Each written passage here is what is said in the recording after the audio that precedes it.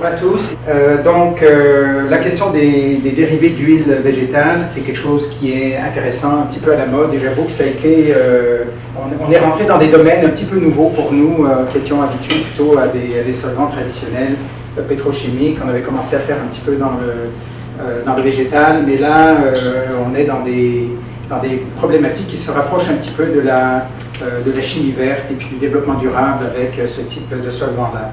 Et vous connaissez la substitution qui est encouragée par l'article 39 du règlement sur la santé et sécurité du travail au Québec, et puis par toutes sortes d'autres articles dans des règlements et lois au niveau national, provincial, national et international. En ce qui concerne les solvants, on voit que c'est un problème qui est encore présent, la surexposition aux solvants dans le milieu du travail du Québec. Il y a également des impacts environnementaux qui sont importants, notamment tout ce qui est composés organiques volatiles. Et il y a également, entre guillemets, des nouveaux solvants qui font leur apparition. En fait, souvent, c'est des solvants qui étaient là déjà depuis longtemps, mais qui n'étaient pas tellement utilisés et qui sont revenus à la mode parce qu'ils ont des propriétés intéressantes au niveau environnemental, par exemple. Donc, ces fameux solvants verts ou agrosolvants peuvent être divisés en plusieurs familles, point de vue chimique. Alors il y a les terpènes, on les connaît relativement bien. Tout le monde connaît l'essence de térébenthine qu'on utilise encore maintenant pour diluer la peinture, par exemple. Le délimonène, c'est un solvant qui est redevenu à la mode il y a déjà 10-15 ans. On a fait une monographie sur le délimonène, qui est extrait des agrumes. Térébenthine, c'est plutôt le pain. À part les terpènes, il y a une chimie particulière qui est dérivée des plantes qui produisent de l'amidon, comme le maïs, ce qu'on appelle la sucrochimie. Donc, par exemple, à partir du maïs, l'amidon de maïs, fermentation acide lactique et éventuellement obtenir le lactate d'éthyle. Et puis, ce dont on parle aujourd'hui, c'est la lipochimie, donc dérivée des huiles végétales, donc les oléagineux comme le soya, le canola, le coco. Donc, il y a des dérivés qui sont faits sur une perspective de chimie verte, et c'est les émacs dont on parle aujourd'hui. Puis il y a également d'autres esters d'acides gras qui ne sont pas des esters méthyliques. Alors, c'est quoi les émacs? Eh bien, finalement, les émacs, c'est lorsqu'on a fait l'estérification de l'acide gras avec du méthanol, on tombe sur l'ester méthylique d'acide gras. Généralement, la production des émacs va partir d'une huile végétale par ce qu'on appelle méthanolyse et non pas par hydrolyse. Et on va se trouver donc avec un mélange d'émacs, donc il va y avoir du laurique, du stéarique, il va y avoir du linoléique, etc. Vous avez par exemple les esters méthyliques d'acide gras dérivés du coco, du soya ou du canola, de l'huile de canola. C'est quoi l'intérêt de ces émacs? On peut regarder rapidement les propriétés physico-chimiques en comparant avec des solvants traditionnels de la pétrochimie. On va prendre le soyate de méthyle. On voit en gros, évidemment, les poids moléculaires sont beaucoup plus élevés du côté des émacs, le soyate de méthyle plus élevé. Puis on voit aussi, lorsqu'on regarde le point d'ébullition, l'attirance de vapeur, le taux d'évaporation, on voit que ce sont des produits beaucoup moins volatiles en comparaison avec un solvant traditionnel. Et c'est un des avantages, mais lorsqu'on regarde la puissance qu'ils ont pour diluer des saletés, des graisses, des éléments qu'on veut éliminer en utilisant les solvants, par exemple dans les opérations de nettoyage, dégraissage, décapage, on utilise un indice qui s'appelle le chorébutanol, et on voit que c'est à peu près de même ordre de grandeur, donc ils ont un bon pouvoir solvant, dissolvant par rapport aux salissures principales. Au niveau de la viscosité, on voit que le soyate de méthyle est beaucoup plus visqueux qu'un solvant comme l'acétate d'éthyle, mais sans être extrêmement visqueux. Vous voyez le glycérol ici, glycérine près de 1000 comme viscosité, en centipoints, tandis que c'est intermédiaire ici. Et ce qui fait qu'en réalité, souvent, les émacs, comme ils sont un peu plus visqueux que les solvants traditionnels, sont utilisés sous forme d'émulsion ou de micro-émulsion qui les rendent beaucoup moins visqueux. À quoi sont utilisés les émacs, donc ces esters méthyliques d'acide gras? Il y a des opérations traditionnelles. On sait que les solvants sont traditionnellement beaucoup utilisés pour le dégraissage, le décapage. Par exemple, entretien mécanique, nettoyage de véhicules, et c'est même utilisé pour le décapage de plancher. Donc, il y a des formulations d'émacs qui sont possibles pour chacune de ces types d'applications-là. Et souvent, les formulations sont effectivement, c'est pas l'émac tout seul, le mélange soyate de méthyle, mais ça va être avec d'autres produits, d'autres solvants, comme par exemple le lactate d'éthyle, le délimonène. Et puis, ça va être des émulsions ou des micro-émulsions, donc il va y avoir un tensioactif rajouté pour faire l'émulsion ou la micro-émulsion. Et ça veut dire aussi que souvent, il va falloir ensuite, ce tensioactif va aussi servir à rincer éventuellement le produit une fois qu'il aura été appliqué, parce qu'il va falloir quand même, comme c'est peu volatile, les émails, il va falloir peut-être rincer le produit avant qu'il soit, notamment dans les processus de fabrication, parce qu'il faut que la surface soit propre. Passons au danger des émails. Au niveau sécurité, risque d'incendie, c'est 0, étant donné les points d'éclair que vous voyez qui sont tous très élevés, au-dessus de 100 degrés, donc c'est des substances ininflammables en pratique. La seule chose qui peut arriver, c'est que, comme l'huile de lin, qui peut faire enflammer des chiffons lorsqu'on nettoie un chiffon avec contenant de l'huile de lin pour faire justement un nettoyage. Ensuite, on jette le chiffon, il peut y avoir un phénomène d'auto-inflammation, donc auto-oxydation, inflammation, et la même chose peut arriver avec nos 3 émags. Alors à ce moment-là, il y a des méthodes de prévention qu'il faut mettre en place. Autre élément, c'est la glissade, ce sont des substances glissantes, c'est des dérivés de lipides, donc il y a également des précautions à prendre de ce côté-là. En ce qui concerne la toxicologie, je vais aller rapidement parce que finalement, il n'y a pas grand-chose. Il faut dire que de l'huile, on en mange, hein? On n'est pas malade avec l'huile.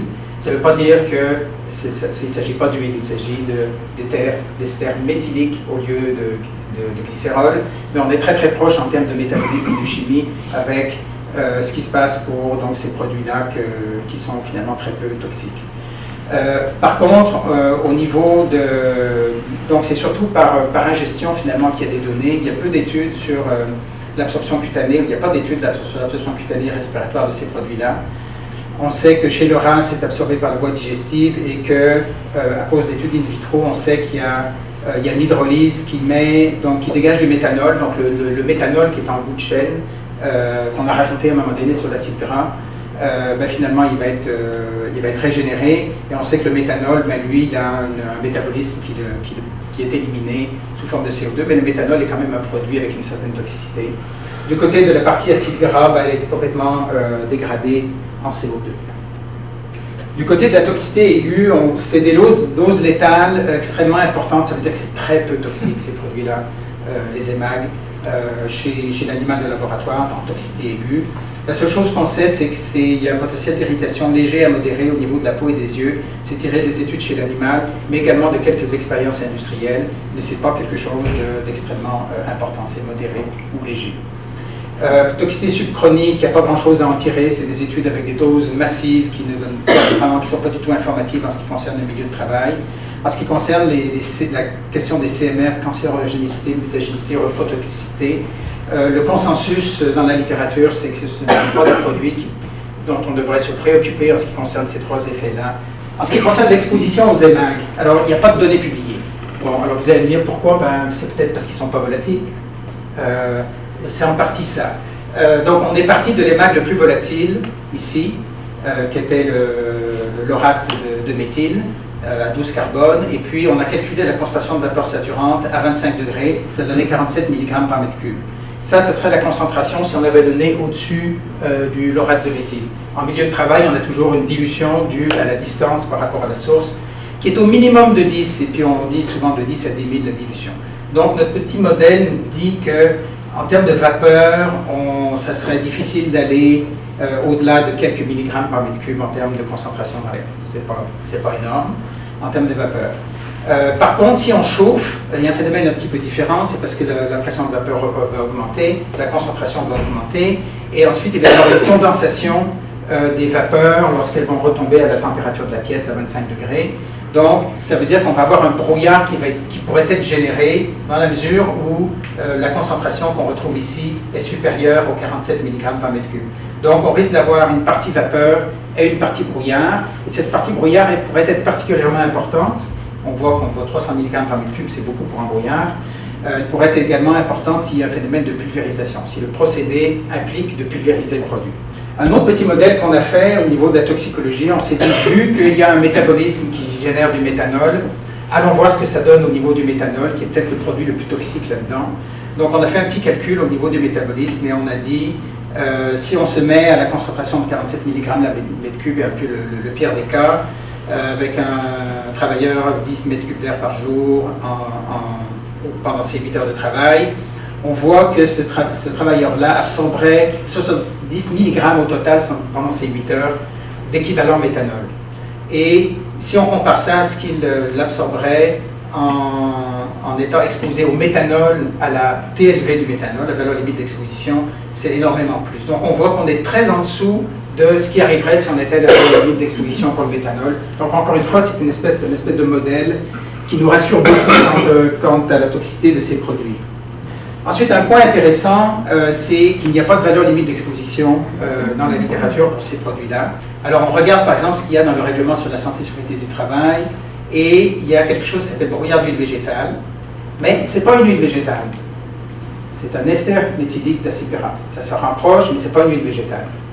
Poussières non classifiées autrement du règlement, et là, elle ne s'appliquera pas non plus en théorie parce que ce n'est pas des poussières. Retournons-nous vers la CGIH maintenant. Qu'est-ce qu'elle a, la CGIH? Elle a cette fameuse norme pour les PNOS qui ne font pas l'objet d'une norme ailleurs dans le règlement. Donc, ça semble ressembler un peu à ça. Et également une autre norme de la CGIH qui est des brouillards d'huile minérale. Et là, on se dit, là aussi, ça pourrait être intéressant parce qu'il s'agit, finalement, ça se comporte quand même beaucoup comme une huile. Les avantages, donc on a dit qu'ils sont non volatiles, inafflammables, faible toxicité, biodégradable aussi, c'est pas des COV, c'est une ressource renouvelable. Au niveau des désavantages, vu qu'ils ne sont pas volatiles, ils ne s'évaporent pas facilement des pièces, donc ça peut nécessiter un rinçage et un séchage, donc changement avec donc des procédés un peu différents. Au niveau du recyclage, lorsqu'on travaille avec les émulsions, les microémulsions, c'est plus difficile à recycler qu'un solvant normal. Il y a cette question des chiffons souillés dont on a parlé. Donc, qu'est-ce qu'on fait au niveau de la prévention? Ben, il y a quelques EMA qui ont fait l'objet de tests en ce qui concerne les temps de claquage, etc. Et on sait qu'on peut utiliser du butyl et du phyton, mais il y aura encore des travaux à faire là-dessus pour valider pour l'ensemble des EMAG. Protection respiratoire, oui, si la substance est chauffée ou pulvérisée, parce que chauffer, on a vu que ça peut provoquer des brouillards, et pulvériser, ben, c'est des brouillards, donc ça c'est important de porter une protection respiratoire. Faire attention aux autres solvants qui sont plus toxiques mélangés aux EMAG, on a vu qu'il y en avait d'autres. Faire attention aux chiffons, donc vous avez des bidons spéciaux pour mettre les chiffons de déchets huileux. La question des planchers qui peuvent être lavés. Donc en conclusion, nous pensons que ce sont des produits avantageux à divers points de vue, et on pourrait rajouter dans certains cas au niveau technique aussi, et donc qui sont à promouvoir. Il y a le problème qui nous tracasse un petit peu quand même de cette exposition possible au brouillard, donc dans certains cas particuliers, pulvérisation, chauffage. Donc on ne connaît pas le niveau, il n'y a pas de valeur limite spécifique pour ces brouillards-là, pour cette situation-là. Voilà. Merci.